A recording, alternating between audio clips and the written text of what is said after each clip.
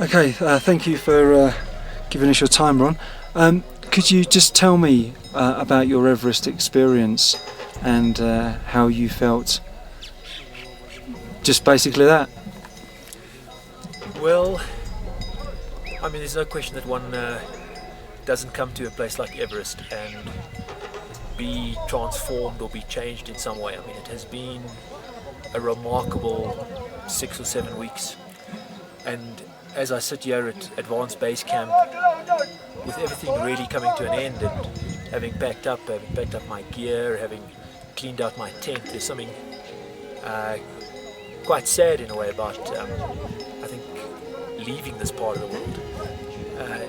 And I leave with fairly mixed emotions because I came here feeling very, very positive and feel very, very strong about summiting. That didn't quite happen for me, and there are a whole lot of interesting reasons in terms of why that might not have come together. Least of all, that somewhere in my destiny, maybe this wasn't meant to happen. I don't know, but it's really been a remarkable time. About a week back we set off for the summit. I felt pretty strong all the way, and we got up to 8.3 successfully. And then I seemed to struggle a little bit. I seemed to fall off the pace. I seemed to just lag a little bit behind the rest of the guys, which to some extent really puzzled me.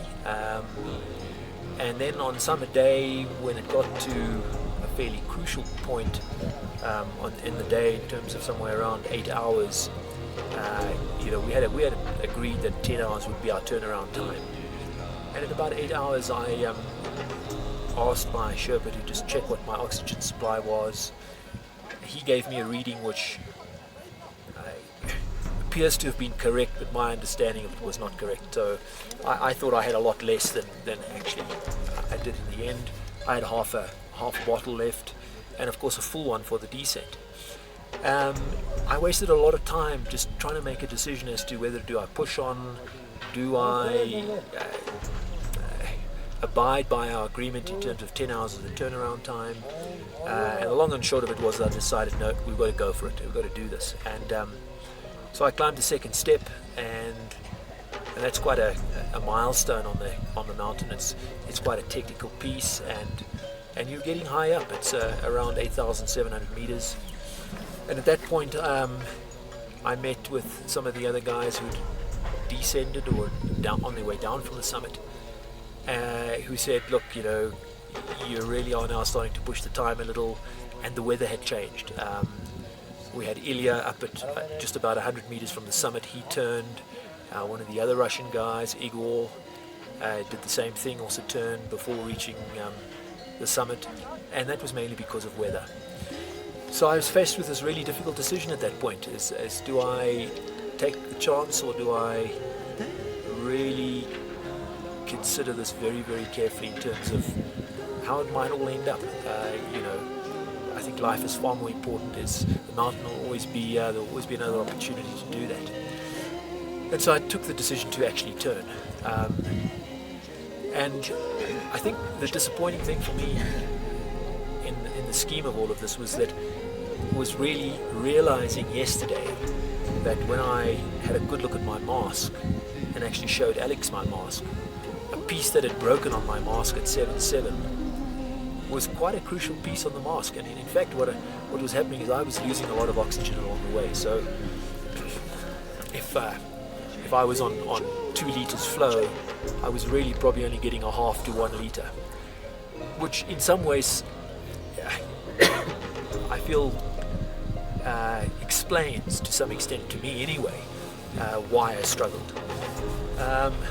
Jokingly, maybe I could say that there have not been too many South Africans as high as 8.7 on as little oxygen as I have, but that's a bit tongue-in-cheek, and I'm certainly not going to go home and boast that fact. But it's probably true. There probably not been too many up at 8-7, breathing hardly any oxygen.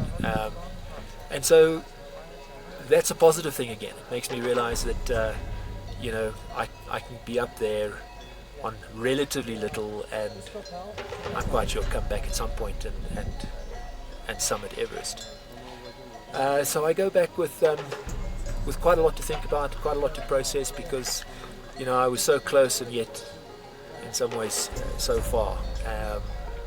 And then unfortunately we lost Igor, Pushkin, through sheer exhaustion, and I realized how exhausted I was, and had I perhaps pushed on not knowing about that oxygen issue, I could have very well been in the same situation.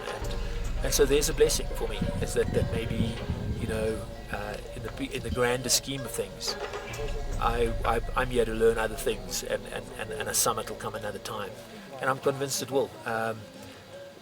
On the move down from the second step, I mean, everyone was absolutely wasted and exhausted, and just, at the time, considering the decision I'd made, I thought to myself, well, it's pretty high. I mean, that's higher than K2.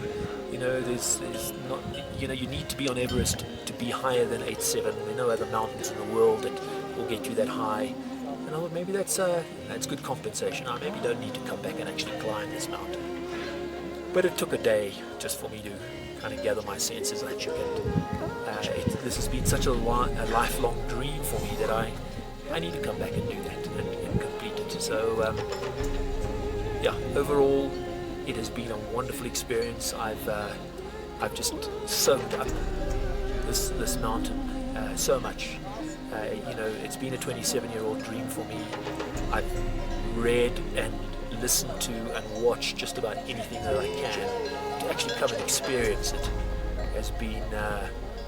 has been life-changing and transformational. So I'll be back. I have no doubt I'll be walking up this valley at some point in time again, and finding my place somewhere here at ABC at the base of the North Col, and I'll be tackling it again at some point in time. So that's, I think, in summary, my last week or so.